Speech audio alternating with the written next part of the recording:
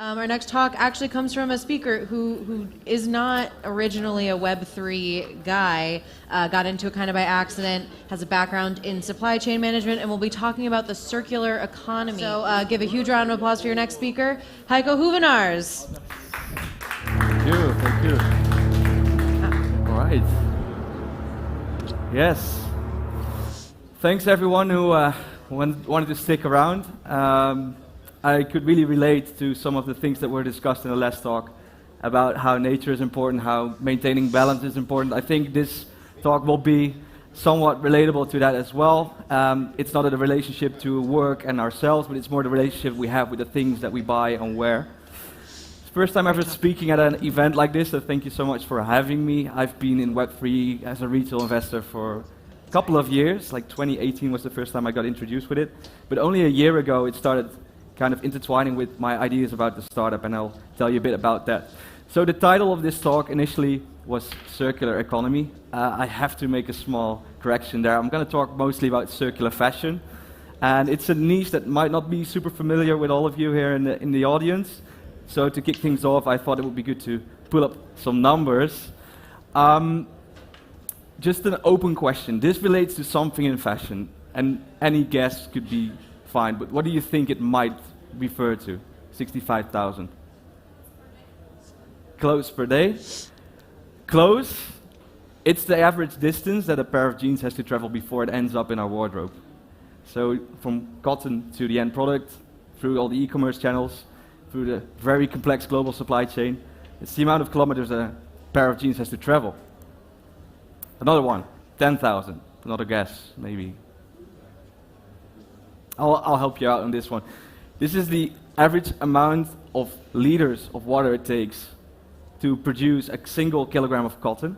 It relates to about 4 t-shirts, depending on the thickness of the fabric, but it takes a lot of water to make a new product. The last one, it's about the time it takes before a truckload of textile waste is being landfilled or incinerated every second. So every second, somewhere on Earth, usually in the global south, a truck of textile waste is being disposed on the landfill. And this kind of paints a picture of where the industry is at currently. So the fashion industry is obviously notorious for fast fashion and even ultra fast fashion, and this graph kind of summarizes that well. Through the years 2000 until 2015, we started doubling our consumption on average, and the utilization of clothing decreased by 40%, so we dispose our clothes about 40% quicker. And you might argue that the data from the previous slide was a bit outdated. The last data point was 2015 and it was published in 2017, and we had a pandemic in the meantime, so maybe something changed about our awareness of the impact of our clothes that we buy and wear. But this was at the end of 2022 where the news was published that Shein overtook Zara and H&M combined when you look at the market cap of the company. So fast fashion even accelerated more than it already did in the years before. And right now it's a really stressing and problematic trend that we see in the industry where the stress on the resources, the stress on the people working in the fashion supply chain is bigger than ever before. Of course, we talked about the amount of water it takes to cultivate cotton, but there are more negative impacts to the industry, and some of you might be familiar with this. When fabrics get dyed or they get colored, usually it happens with certain paints and certain chemicals, especially when there's a lot of pressure on the price of a product. This is also where brands try to cut corners, so it happens quite often that these chemicals end up in wastewater. And then there's of course the working environment for the factory workers and everyone else working in the fashion supply chain that are facing the pressure of the lowest prices and the fast-moving goods. And it wasn't always like this.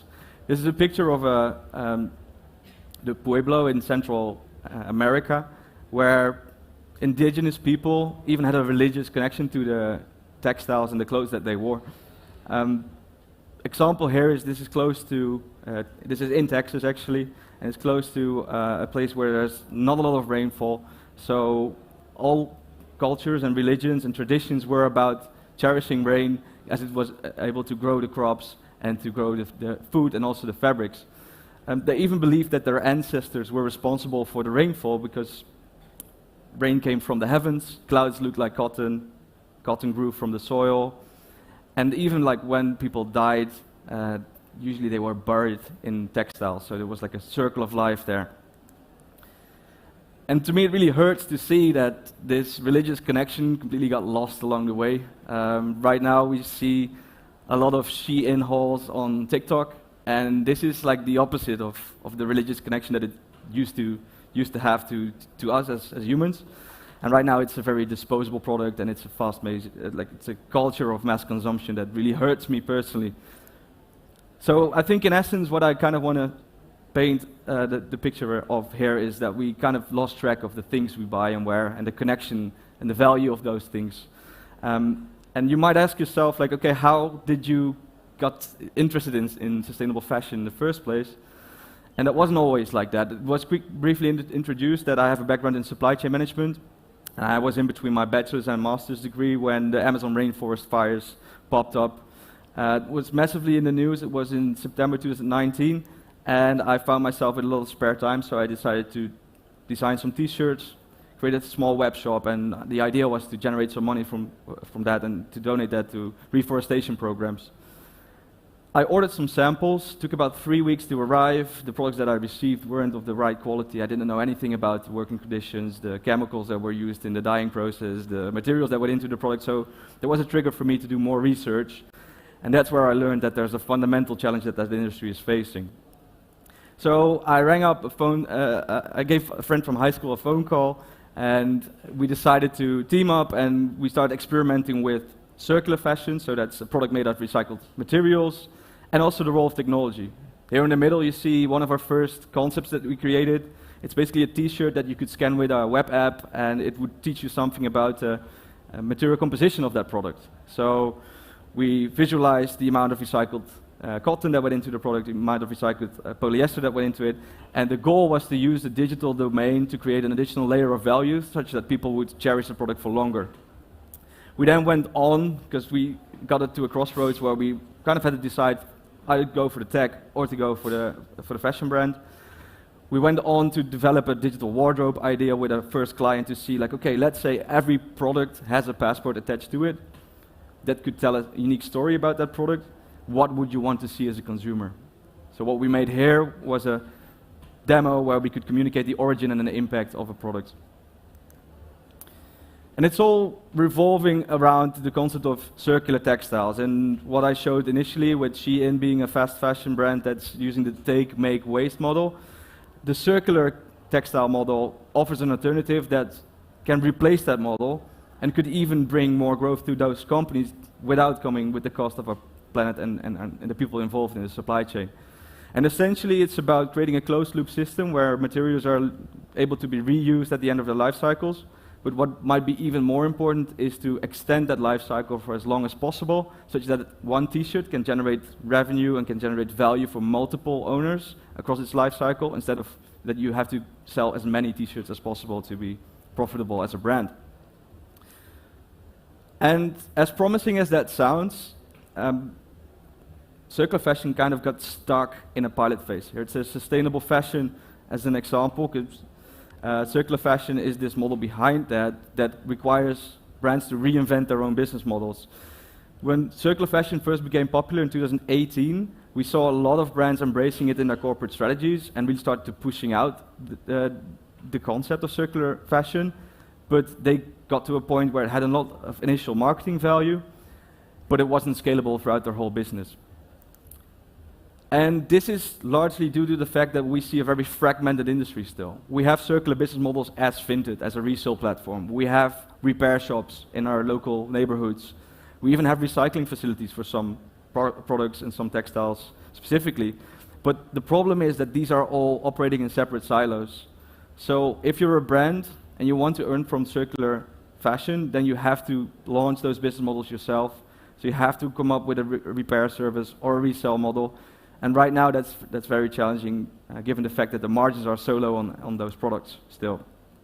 And it kind of comes down to the point that circular business models are too expensive down the line. So doesn't matter where you try to resell, repair, recycle, you don't have the economies of scale that the linear business models do, and that's a huge issue for the adoption of the circular economy. And it's not just our own observation when we did our research and spoke to a lot of brands in the industry, it's also being recognized by the European Commission. So they came up with a comprehensive strategy where they want to create a legal framework to enable this circular fashion model throughout the European Union. And fundamental to that framework is a digital product passport, and this is where it gets interesting. So now we've come to the second part of the presentation where we talk a bit more about how this relates to Web3. Most importantly, a digital product passport is a data carrier that carries all information you need to kind of support a circular business model. So whether that's information on the material composition, whether that's on the chemical use, it should contain everything a circular business model needs to operate properly. And what it essentially does, it enables products to become the center of their own ecosystem. Because when an individual item carries information that you can connect to third-party business models or platforms, that's where things really get interesting.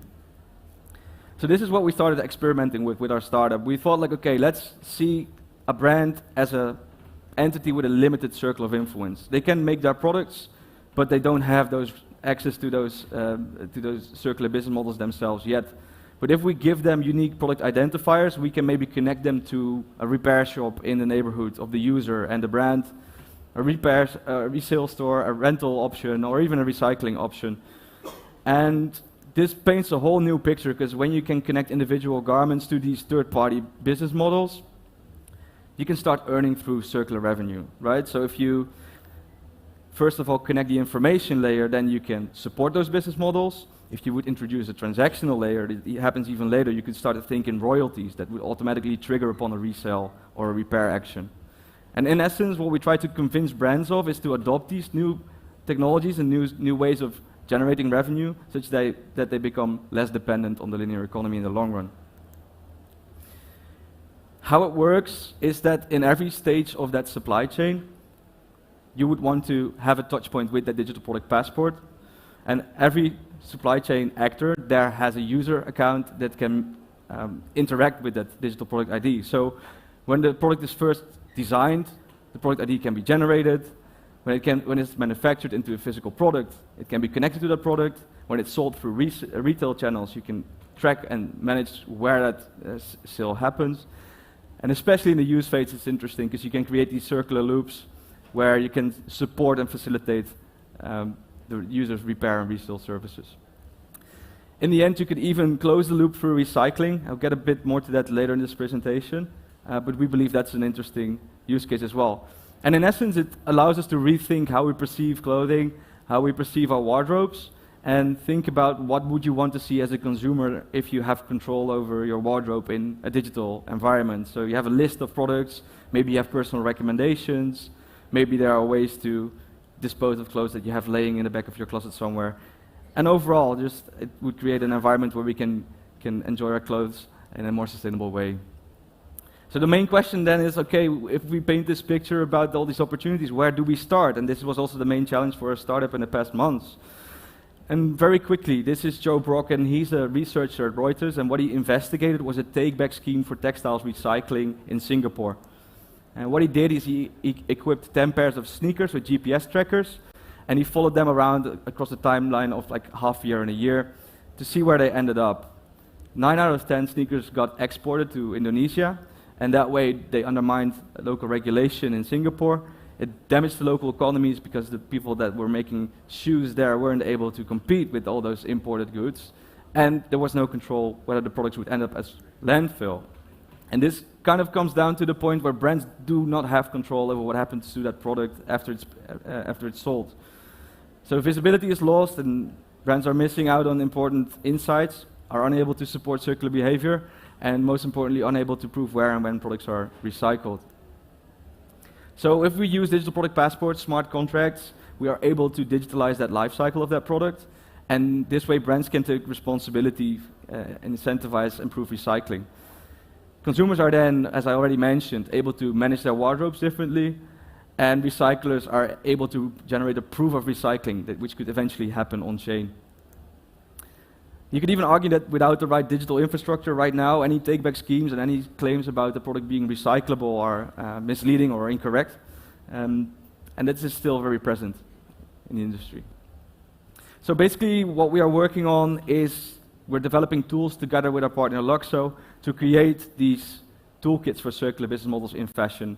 We use unique product IDs, we use custom smart contracts built in the Luxo blockchain, and we use user profiles to create an environment in which we can control these resource flows of returned clothes.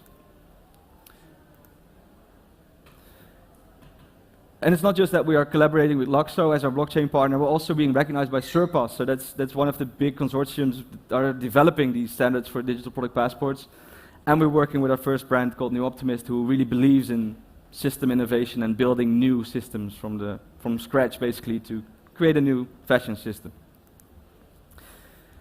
Ever since this is a Web3 event, I thought to highlight a few of the building blocks that we are working with specifically. So one is universal profiles, and that's a standard proposed by Luxo. Basically what it is, it's a wallet, but it gives certain user access rights to manipulate and interact with digital product passports in fashion in a different way. So what we are building, we're building custom universal profiles for recyclers, for brands, for consumers, that we help them with to interact with the circular garment.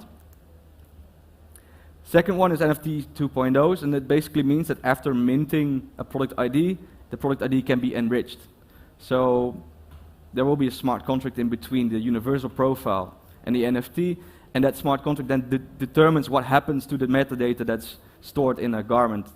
This is specifically interesting, we believe, because this is how we can trigger royalties upon repairing or reselling a product, and this is a very strong incentivization tool for consumers to participate in that ecosystem.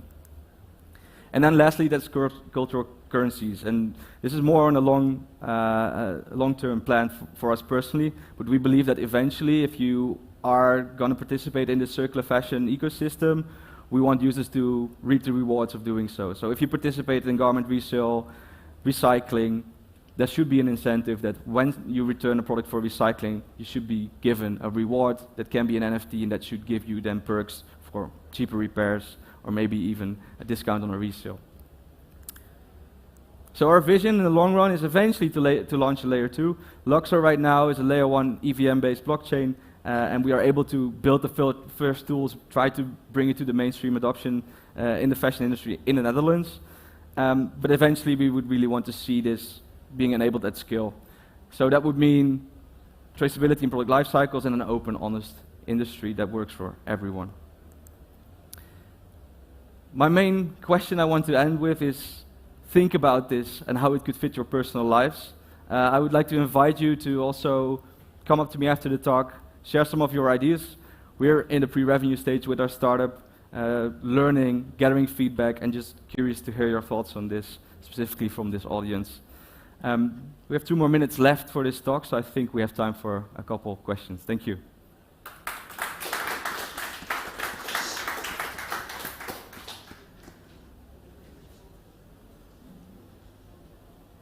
I see a couple of hands, that's good. So I have a question. Supply chains, especially in textiles, are very complex. There are many actors, and this information that you include in the product passport might be even private information that they don't want to share, but interesting information that as a consumer or other people we want to verify somehow. I know that the space is crowded somehow. There are already different product passports. So I was wondering, what's your idea on adoption? So how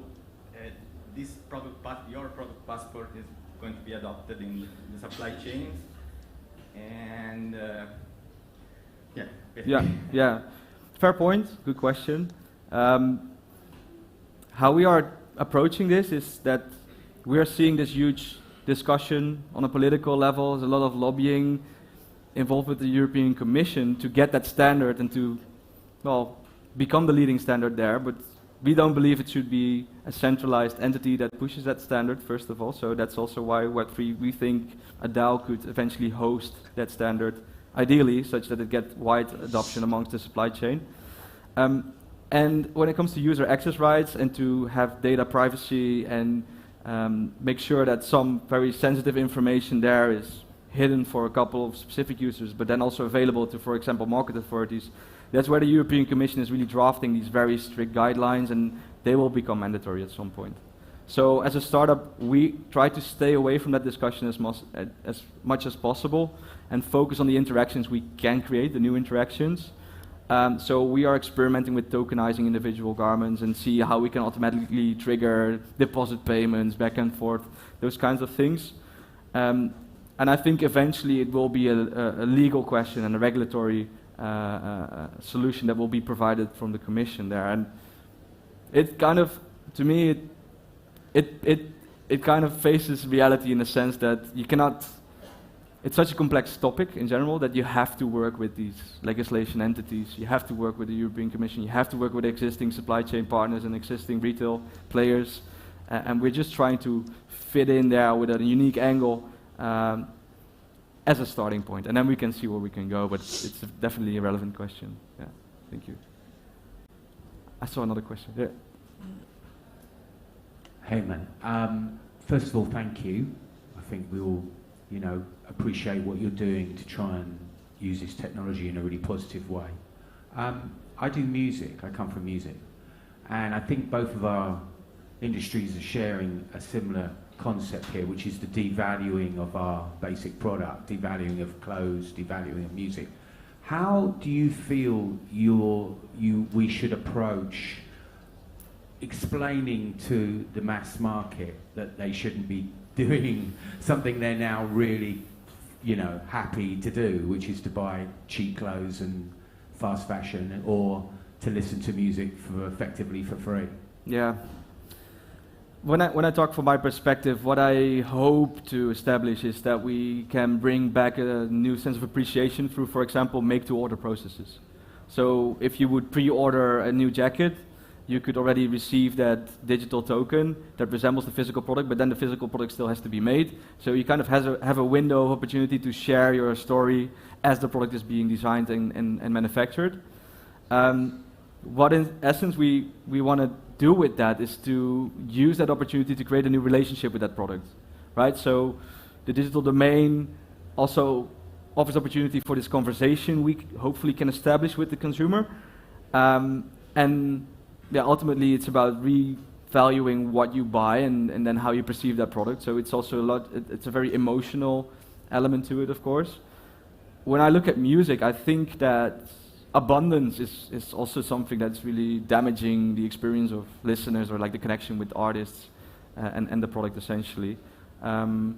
So yeah, from the Web3 projects that are in music, what I'm very hopeful about is that if you create an environment in which you can engage differently with your audience, and co-creation is experimental and maybe too ambitious for the mainstream market there, but it's just to experiment with these tokenization of communities and how that influences product development. I think that, so the process of making music, the process of making clothes, I think that is where you want to introduce new interactions and have a conversation. Yeah, and ultimately, I think it would be great if people would become comfortable with waiting for a winter jacket for a couple of weeks and then cherishing it more. So, yeah, thank you. Thank you.